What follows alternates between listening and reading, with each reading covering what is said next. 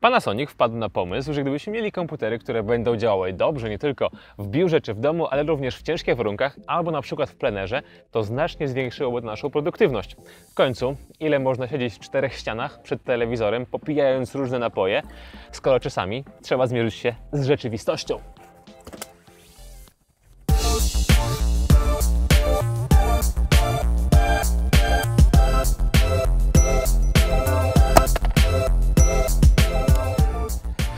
Dziś w Spiders Web znęcamy się nad niecodzienną hybrydą laptopu i tableta, czyli Panasonic Toughbookiem CF20. Niecodzienną dlatego, że z tym sprzętem moglibyście wyjść na kosmiczny spacer i używać jako osłony przed latającymi meteoroidami. Toughbook CF20 jest wodoodporny, wstrząsoodporny, upadkoodporny, pyłoodporny, generalnie odporny na wszystko, co podobnej klasy sprzęty elektroniczne wysłałoby na afrykańskie wysypisko złomu. Ale nie musicie mi wierzyć na słowo. Ludzie dzielą się na dwie grupy. Jedną, tych, którzy robią backup, i drugą, tych, którzy jeszcze nie wiedzą, że w przyszłości będą go robili. Wypadki chodzą po ludziach i lepiej się na nie przygotować, zamiast później w podróży płakać, że wszystkie dane z dysku szlak trafił po upadku laptopa. Według producenta cały ten laptop potrafi wytrzymać upadek do 1,20 m, sam tablet do 1,50 m. Sprawdźmy to.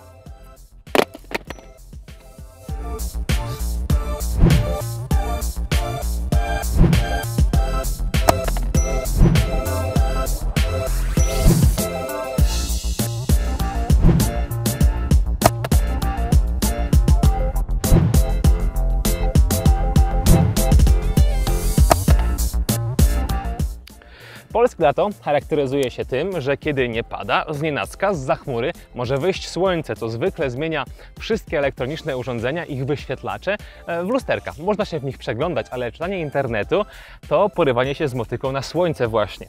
Dlatego w tym tablecie Panasonic zastosował ekran o jasności 800 nitów, dzięki czemu jednocześnie można kąpać się w słońcu i czytać raporty, na przykład o stanie rynku przeglądarek. Ekran jest dotykowy, obsługiwać go możemy nie tylko swoimi własnymi palcami, nawet w rękawicy, ale również takim dołączonym do zestawu rysikiem. Dotyk działa bardzo dobrze i nie zauważycie dużej różnicy w stosunku do tego, jak korzystacie ze swoich smartfonów. Niestety dotyk jest najczęściej jedyną komfortową metodą komunikacji z tym urządzeniem.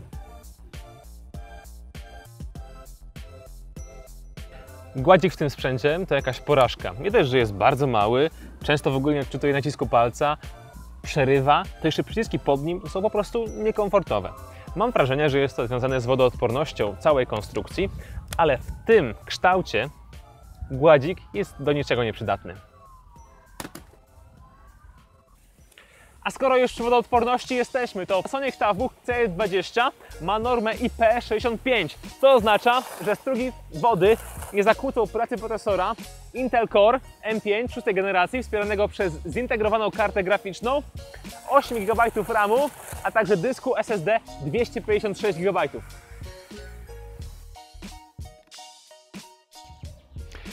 Toughbook jest też odporny na wnikanie różnych małych drobinek, np. ziarenek piasku.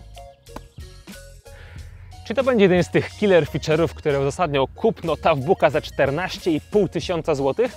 Wydaje mi się, że tak, bo nie jest to sprzęt dla zwykłego Kowalskiego, takiego jak ja czy Ty, ale dla firm, które pracują w różnych ciężkich warunkach. Na przykład w hurtowniach czy w tartakach gdzieś tam za kołem podbiegunowym, a nawet w sklepach. Dlatego ten sprzęt można wyposażyć w czytnik kodów kreskowych. Takie firmy docenią z pewnością możliwość dostosowania do własnych potrzeb, stosunkowo niską wagę, nieco mniej niż 2 kg, mnogość portów, a także łatwo odpinany ekran. Ja dostrzegam jednak wady, takie jak stosunkowo krótki czas pracy na baterii, nieco mniej niż 4,5 godziny, a także toporność gładzika.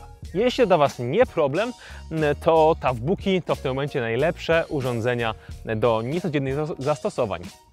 Tym samym kończymy recenzję tego modelu CF20. Jeśli Wam się spodobała, to nie zapomnijcie zostawić łapki w górę, a abyśmy się mogli zobaczyć w kolejnym materiale, to zasubskrybujcie kanał Spiders Web. Trzymajcie się!